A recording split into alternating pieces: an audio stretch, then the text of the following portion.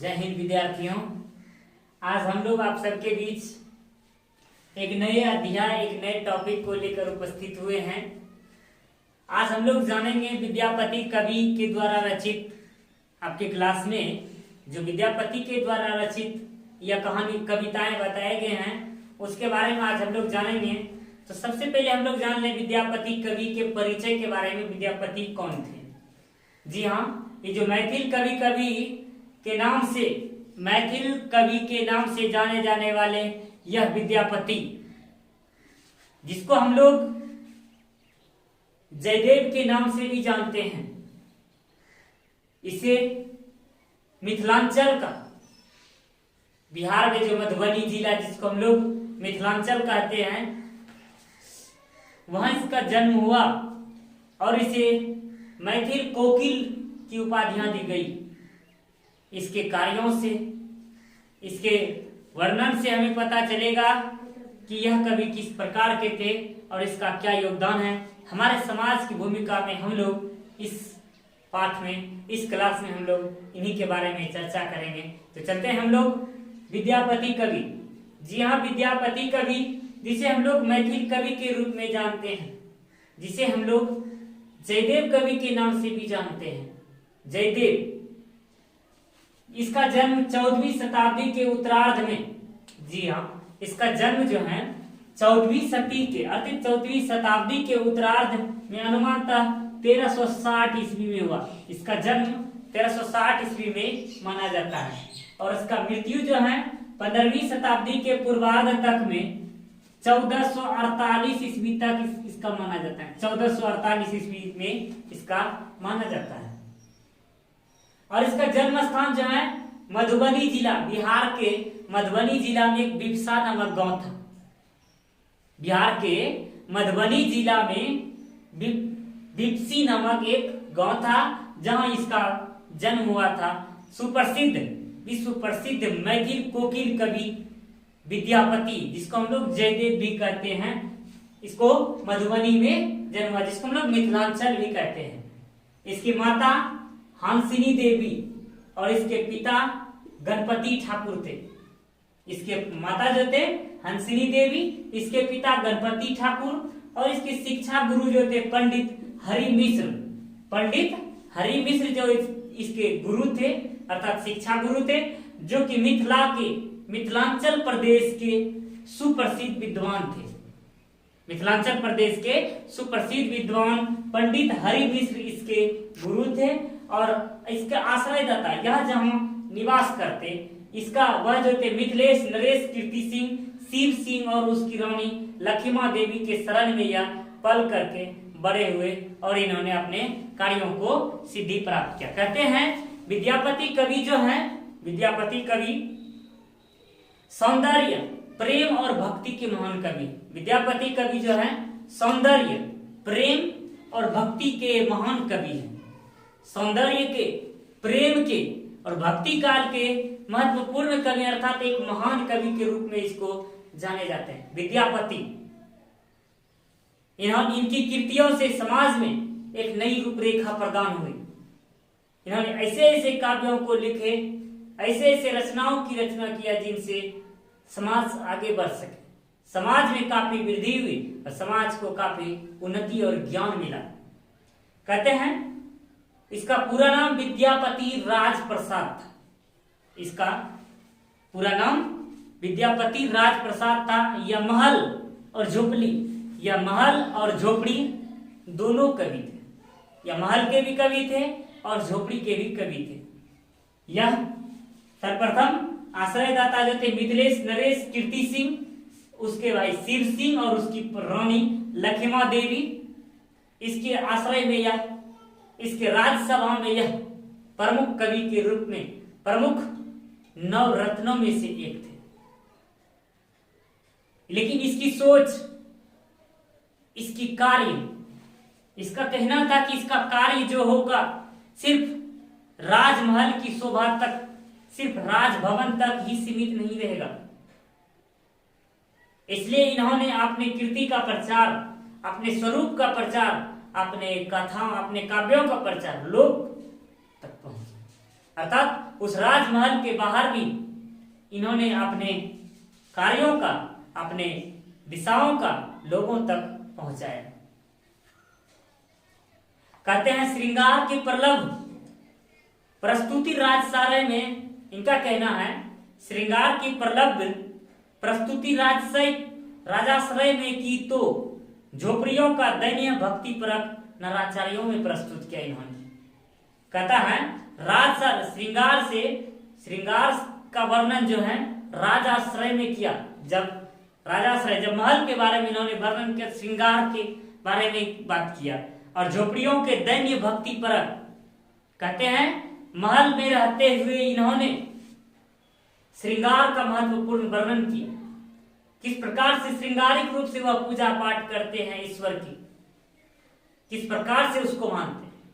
और उन्होंने महल वाले जो कवि के अनुसार से उन्होंने झोपड़ी में रहने वाले गरीब वह किस प्रकार से ईश्वर को पूजते हैं, उनका वर्णन इन्होंने दैन्य स्थिति से, दैन्य तरीके से इन्होंने उसका दैन्य भक्ति परक भाव से उसका वर्णन किया।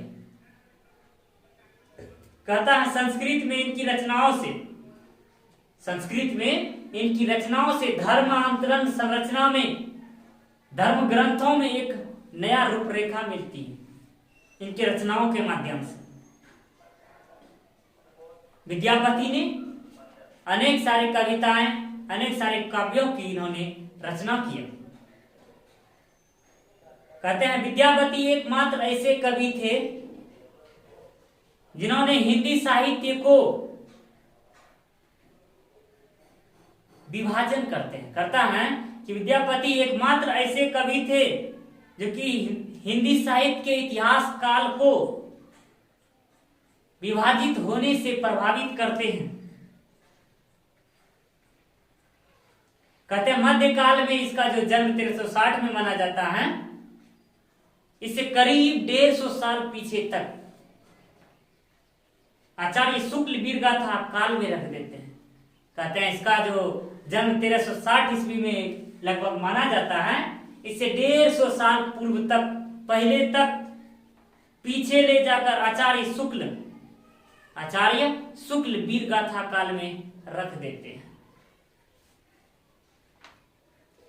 कहते हैं यह एक अक्षय वट है, यह अक्षय वृक्ष है। इसीलिए तो इन्होंने पंडित कामेश्वर शर्मा ने अपने शब्दों में इसके बारे में कहा, आधुनिक भारतीय आर्य भाषाओं के इतिहास में विद्यापति वह अक्षय वट हैं जो संस्कृत धार्मिक ग्रंथ की लुप्तप्राय सरस्वती, अपभ्रंश चरित्र काव्य निर्माण परंपरा की छीन का यमुना और भाषा, गीत काव्य निर्माण परंपरा की गंगा के बहते हुए संगम पर खड़ा पुरातनता और नवीनता का एक साथ उद्घोष करता है। कहता है विद्यापति वह अक्षय वट हैं जो कि बहती हुई गंगा की धारा पर, बहती हुई धारा, गंगा के धाराओं के संगम पर अपनी पुरातनता, अपनी नवीनता दोनों एक साथ उद्घोष करता है। विद्यापति इन्होंने पदावली, कीर्तिलता, कीर्ति पताका जैसे अनेक ग्रंथों और काव्यों की रचना अपने समय काल में इन्होंने किया। लेकिन इसकी महान ख्याति जो हुई पदावली के माध्यम से इसको प्राप्त हुआ। पदावली के माध्यम से इसको ख्याति प्राप्त हुई। पदावली में इन्होंने श्रृंगार से संयोग वियोग, नख सिख प्रकृति, कृष्ण राधा के प्रेम और विभिन्न देवताओं के स्तुति परक वर्णन किया है।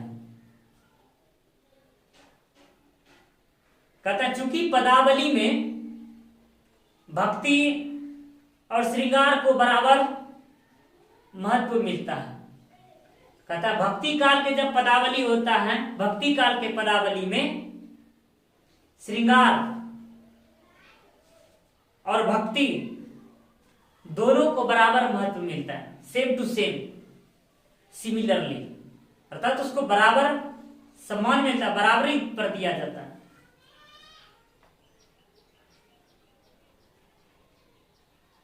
अतः कहा जाता है कि यह विवाद उत्पन्न हुआ कि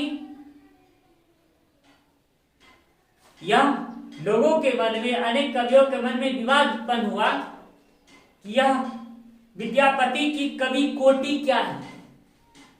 इन्होंने जो भक्ति और श्रृंगार को समानता दिया, अनेक विद्वानों में, अनेक कवियों में यह उठी कि विद्यापति का जो कवि कोटि क्या है, अर्थात वह किस प्रकार के कवि हैं। यह एक विवाद स्वरूप प्रकट हुआ। वह किस प्रकार के कवि, भक्ति को भी और श्रृंगार को भी दोनों सेम टू सेम सिमिलर मान्यता देते, महत्व देते हैं। चूंकि विद्यापति जो थे लगभग 50 वर्षों तक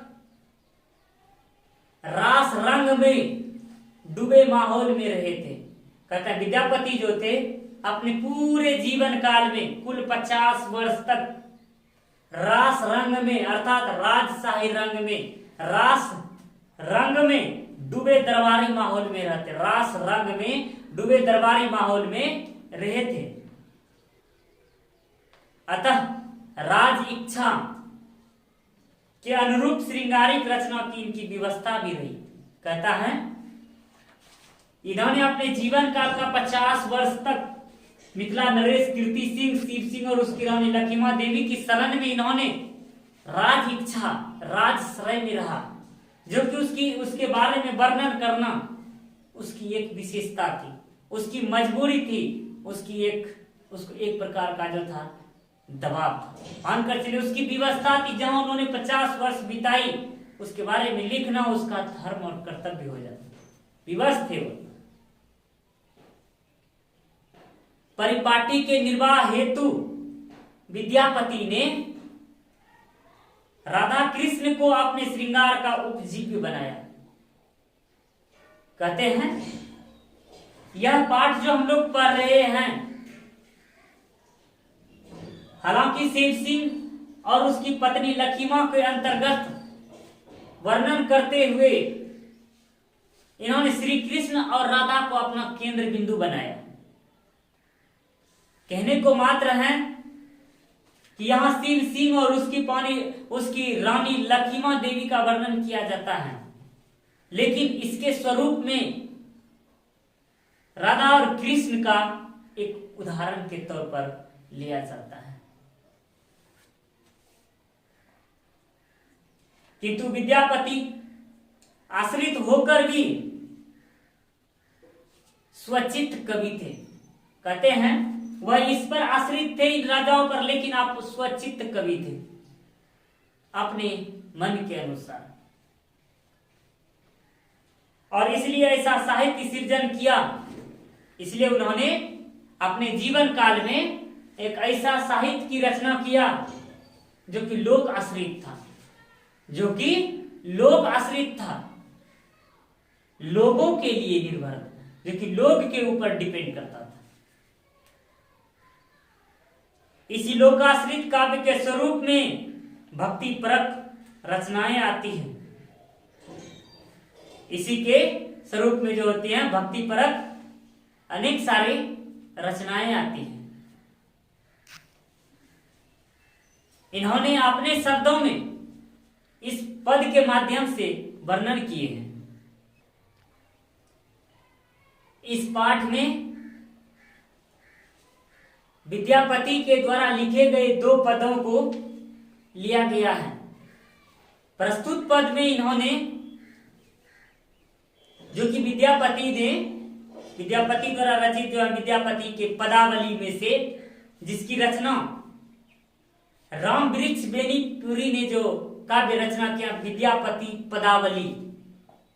यहां जो दोनों पद लिए गए हैं राम वृक्ष बेनीपुरी द्वारा पद रचित विद्यापति पदावली से लिए गए हैं। इन्होंने दो पद का इस्तेमाल किया उसके द्वारा लिखे गए। प्रथम पद में श्री कृष्ण और राधा के विरह का वर्णन किया और दूसरे पद में रूप और श्रृंगार का वर्णन करते हैं और भी अनेक सारे चीजों का किस प्रकार से वह उसकी मनोरथ किस प्रकार से वह उस भाव को छिपा लेती है, किस प्रकार से वह श्री कृष्ण को कोसते हैं और किस प्रकार उसको क्या करते हैं, उसके बारे में हम लोग पद के माध्यम से पढ़ेंगे और जानेंगे कि विद्यापति कवि किस प्रकार से उन्होंने रचना की। इस प्रकार से हमें यह पता चलता है कि विद्यापति जीवन प्रेम सौंदर्य के अमर गायक तो थे ही, भक्ति रस के भावुक प्रस्तुत करता भी थे। कहते हैं वह जीवन रस के गायक तो थे ही, वह भक्ति रस के प्रस्तुत करता भी थे। आचार्य कामेश्वर प्रसाद जी ने अपने शब्दों में कहा विद्यापति हिंदी साहित्य मध्यकालीन काव्य के भगीरथ थे।